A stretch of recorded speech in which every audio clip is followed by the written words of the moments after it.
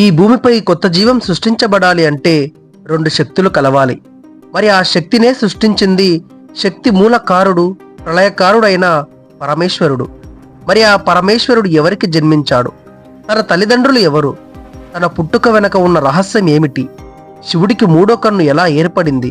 వీటన్నిటి గురించి ఈ ఒక్క వీడియోలో తెలుసుకుందాము.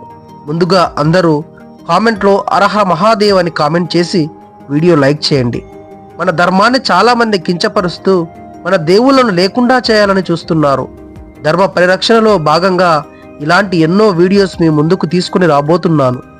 వీడియోస్ నచ్చితే మన ఛానల్ని సబ్స్క్రైబ్ చేసుకోండి. ఇక ఆలస్యం లేకుండా వీడియో స్టార్ట్ చేద్దాం. ఒక పురాణ కథ ప్రకారము బ్రహ్మ శివుడికి తండ్రి అవుతాడు. ఇది బాగా ప్రచారంలో ఉన్న కథ. మరి నిజంగా బ్రహ్మ శివునికి తండ్రా కాదా ఇప్పుడు తెలుసుకుందాము. దీనికి సంబంధించిన కథ మనకు విష్ణు పురాణంలో కనిపిస్తుంది.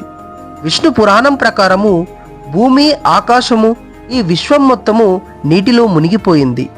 ఆ సమయంలో విష్ణువు తప్ప ఇంకా ఎవరూ లేరు. ఆ సముద్రపు నీటి మీద విష్ణువు ఒక్కడే తేలుతూ ఉన్నాడు. అప్పుడు విష్ణువు నాభి నుండి పుట్టిన ఒక కమలం పువ్వులో బ్రహ్మదేవుడు జన్మించాడు. మరి ఆ సమయంలో బ్రహ్మదేవుడు, విష్ణువు ఈ విశ్వం గురించి మాట్లాడుతున్నప్పుడు శివుడు ఉద్భవించాడు. కానీ బ్రహ్మ శివుణ్ణి గుర్తించలేదు. ఇది గమనించిన విష్ణువు బ్రహ్మకు దివ్య దృష్టిని ప్రసాదించి శివుడి గురించి గుర్తు చేశాడు.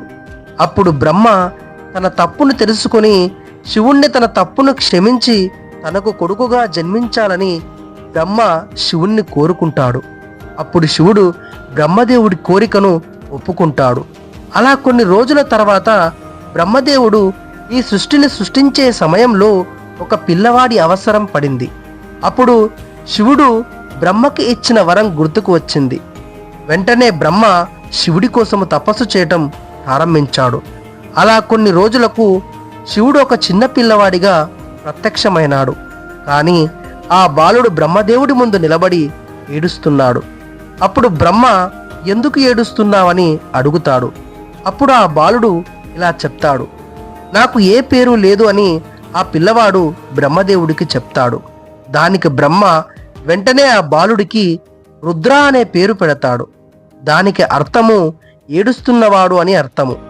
పేరు పెట్టినా సరే ఆ పిల్లవాడు ఏడుపును ఆపలేదు. మరొక పేరు పెట్టాడు, అయినా ఏడుపు ఆపలేదు. ఎలాగైనా శివుడి ఏడుపు ఆపాలని ఆ పిల్లవాడికి 108 పేర్లు పెట్టాడు. ఆ విధంగా ఆ పేర్లు మొత్తము కూడా ప్రస్తుతం భూమి మీద రాయడం జరిగింది. ఆ 108 పేర్లని ప్రస్తుతం మనం ఆ పరమశివుణ్ణి పిలవటం జరుగుతుంది. ఇలా బ్రహ్మదేవుడికి శివుడు జన్మించాడనేటువంటి ఒక కథ ప్రచారంలో ఉంది. మరి దీని తర్వాత బాగా ప్రాచుర్యం పొందిన శ్రీమాదేవి మహాపురాణం గురించి, అందులో ఉన్న కథ గురించి ఇప్పుడు తెలుసుకుందాము. శివుడి తల్లిదండ్రులు ఎవరు అనేది ఈ యొక్క కథలో తెలపడం జరిగింది. ఒకసారి నారదుడు తన తండ్రి అయిన బ్రహ్మని ఈ విధంగా అడిగాడు, తండ్రి గారు, అసలు ఈ విశ్వాన్ని ఎవరు సృష్టించారు? అసలు మీ త్రిమూర్తుల యొక్క తల్లిదండ్రులు ఎవరు అని అడుగుతాడు.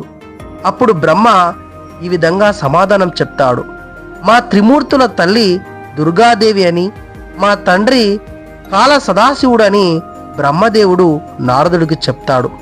మరి శివుడికి మూడో కన్ను ఎలా ఏర్పడిందో దానికి సంబంధించిన చరిత్ర గురించి కూడా ఇప్పుడు తెలుసుకుందాము. ఒకసారి శివుడు కైలాసంలో ఉన్నప్పుడు పార్వతీదేవి శివునికి తెలియకుండా వెనక నుంచి వెళ్ళి శివుడి కళ్ళను గట్టిగా మూస్తుంది. నిజానికి శివుడి 2 కళ్ళు ఈ విశ్వంలోని సూర్యుడు, చంద్రుడు. పార్వతీదేవి ఆ 2 కళ్ళు మూసేసరికి లోకం మొత్తం చీకటిలో అల్లకల్లోలమయ్యింది.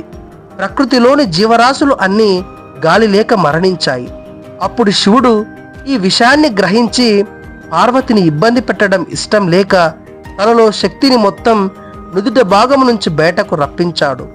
ఆ శక్తి సూర్యుడు, చంద్రుడి కంటే చాలా ఎక్కువ శక్తివంతమైనటువంటి వెలుగును కలిగి ఉంది. ఆ వెలుగుకి ఈ విశ్వము తిరిగి యథాస్థానానికి చేరుకుంది.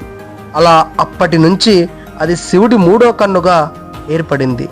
శివుడు ప్రళయ కాలంలో మాత్రమే ఆ కన్నును తెరుస్తాడు. శివుని మూడవ కన్ను అగ్ని కాదు, అజ్ఞానాన్ని దహించే జ్ఞాన జ్వాలను రగిలిస్తుంది. నీలోని అహాన్ని కాల్చేయడమే నువ్వు చేసే నిజమైన శివార్చన. బయట భయంకరమైన ప్రళయ తాండవం జరుగుతున్నా లోపల ప్రశాంతమైన ధ్యానంలో ఉండటమే అసలైన శివతత్వము. అదే జీవితానికి అసలైన సమతుల్యత. ఈ దేహము అశాశ్వతమని గుర్తు చేయడానికి ఆయన శ్మశాన వాటికలోని విభూతిని ధరిస్తాడు. బూడిదలో కూడా స్వచ్ఛతను, ముగింపులో కూడా ముక్తిని చూసేవాడే పరమశివుడు. శివుని తత్వం ఎప్పుడు మనకు అహాన్ని వదిలి ప్రశాంతంగా జీవించడాన్ని నేర్పుతుంది. అందరి కోరికలు తీర్చే ఆ బోలాశంకరుడి పేరుని కామెంట్ సెక్షన్లో ఓం నమః శివాయ అని కామెంట్ చేయండి. ఇలాంటి వీడియోస్ కోసం తప్పకుండా మన ఛానల్ని సబ్స్క్రైబ్ చేసుకోండి.